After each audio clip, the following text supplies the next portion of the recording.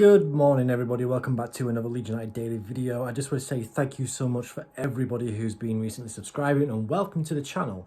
But as you can tell by today's title, we're going to be talking about Leeds United's owners and why there's so much toxicity at the moment around the club. So if you are new around here, smash a like, subscribe as well.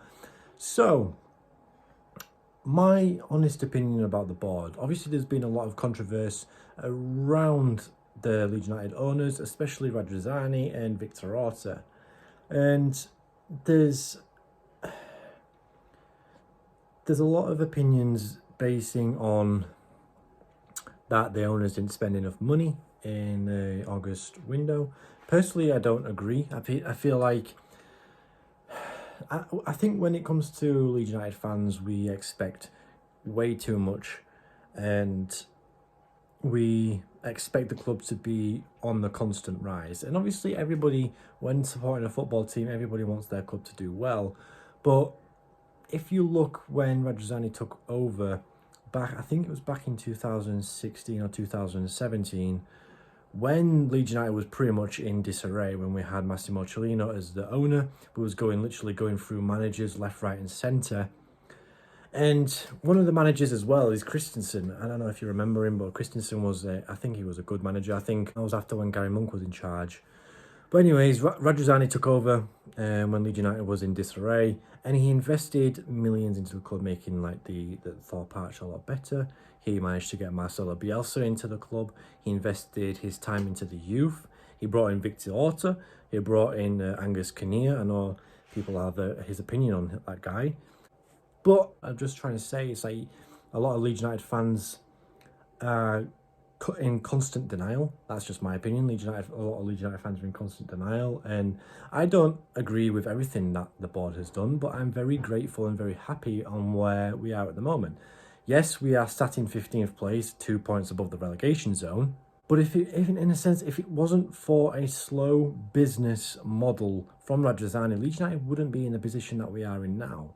And again, that comes down to Bielsa. He managed to get us back into the Premier League after 16 years. And I feel like the stress around Leeds United fans comes from, we are so used to, like, I don't personally know. I can remember when Leeds United was in League One, when we had like Paddy Kisnorbo and Johnny Houseman come through the ranks, Enoch Shanumni as a striker, and they're the types of players who I grew up with. So a lot of Leeds United fans who are 30, 40, 50 years old obviously would have known Leeds United when there was one of the biggest clubs in the world. In this predicament, there's a lot of toxicity going around. The fans are pretty much screaming for Radrizzani to leave the club.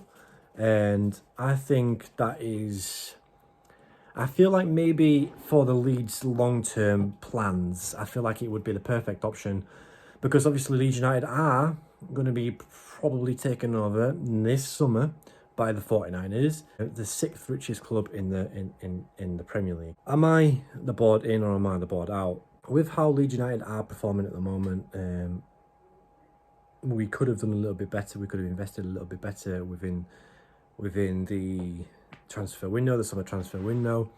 We was crying out for a centre midfield for a few years, and then we brought in two, Tyler Adams and Mark Rocker, and then we brought in Brendan Harrison. Then it obviously left a huge gap in left back. There was a huge gap up front, and there was a huge gap in the centre back. Like we are very well equipped going forward. Like we are, there's no doubt about that. But in the defensive area, every Leeds United fan knows it, because you can just tell, because we can't be continuously conceding 3-4 goals every game, and we're having to score 4 goals ourselves to be able to win a game, and that shouldn't be how it is. Was it good business by Leeds United in the summer? Yes, I personally think so. Could they have done more in the summer? Yes. But the thing is, you've got to think about it. There's two arguments, all right? This summer, Leeds United managed to spend I think it was about £95 million, about 110 million euros. But that put Leeds still in the net profit. So that means we could have spent a little bit more than what we did. Jesse Marsch's system for the Premier League can work. I personally think it can work, but maybe not for the long term. So if Leeds United are going to be spending £100 million per season, is that going to fulfil the long-term trajectory of the club. Because if you think about it, we need to be signing players like Charles de Ketelaere, Cody Gakpo, maybe Noah Lang, and there's other big names to be able to qualify, because the board wants Leeds United to qualify the Champions League or Europa League. And some of his comments, some of his opinions, and Angus Kinnear as well, like they've made some stupid mistakes, they've made some stupid errors by coming out and pretty much saying that Leeds United will never get relegated from the Premier League, or it's not possible now for Leeds United to get relegated from the Premier League. But yet we are 15th with 2 points above the relegation zone, and we're going to be in a dogfight throughout the whole entire season. So if you are going to say that, you need to back that, you know. And with Leeds United spending £95 million on players to put us in 13th or 14th position, it's not good enough. It's not. We need to be investing in more players, and I'm hoping in January that the board sees people's videos, sees people's tweets, and make something happen, because we are screaming out. Fair enough, Rodrigo at the moment is in fantastic form, and he's proving that now. Somerville coming through the ranks, amazing, blah, blah, blah.